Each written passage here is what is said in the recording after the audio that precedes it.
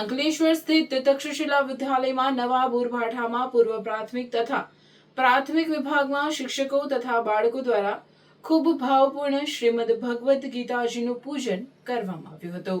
માગસર સુદ એકાદશીના મંગલ પ્રભાતે કુરુક્ષેત્રની રણભૂમિ પર યોગેશ્વર શ્રી કૃષ્ણના મુખારવિંદમાંથી ગીતાનો જ્ઞાન પ્રવાહ વહ્યો. ભારતને ગીતાનો અમૂલ્ય ગ્રંથ મળ્યો અને ત્યારથી તે દિવસ ભારતમાં જ નહીં પરંતુ સકલ વિશ્વના સુગ્નજનો ભાવપૂર્ણ અંતઃકરણથી ગીતા જયંતિ દર વર્ષે ઉજવે છે. અર્જુનનો સાથ છે ગીતા, સમર્થનો વિચાર છે ગીતા, અંધકારનો ઉજાસ છે ગીતા, જીવનનો શણગાર છે ગીતા, વેદ ઉપનિષદનો અંતિમ સાર એટલે ગીતા, મા બની માધવે પીરસેલો પ્રસાદ એટલે ગીતા.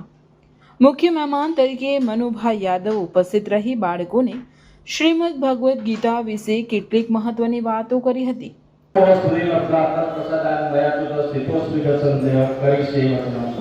આવું છેલ્લે કૃષ્ણ કહે છે. ભગવાન તને કહે છે કે યથેચ્છતિ કરતા ભોજન તને યોગ્ય લાગે તો તું કર.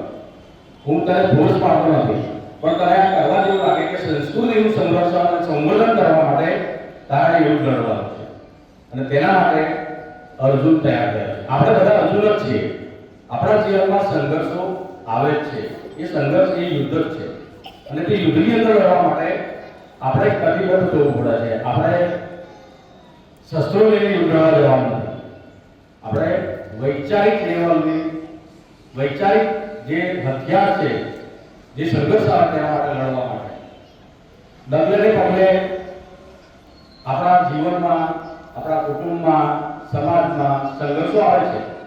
તો એ સંઘર્ષો સામે લડવા માટે ગીતાના વિચારો જરૂરી છે.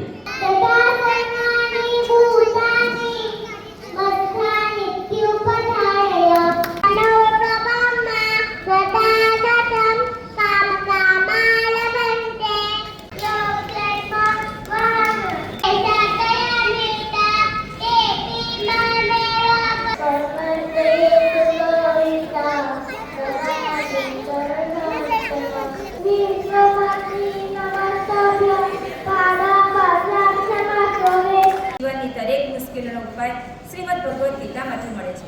ભગવાન ગોપાલ કૃષ્ણની પ્રેમ મૂર્તિએ ગોકુળમાં સૌને મુક્ત કર્યા, તો યોગેશ્વર કૃષ્ણની જ્ઞાન મૂર્તિ ગીતાએ કુરુક્ષેત્રની ભૂમિ પર અર્જુનને યુદ્ધ માટે પ્રેર્યો. કૃષ્ણસ્તુ ભગવાન સ્વયં ના મુખમાંથી નીકળેલા આ વાદમયે માનવ જીવન જીવવા હિંમત આપી.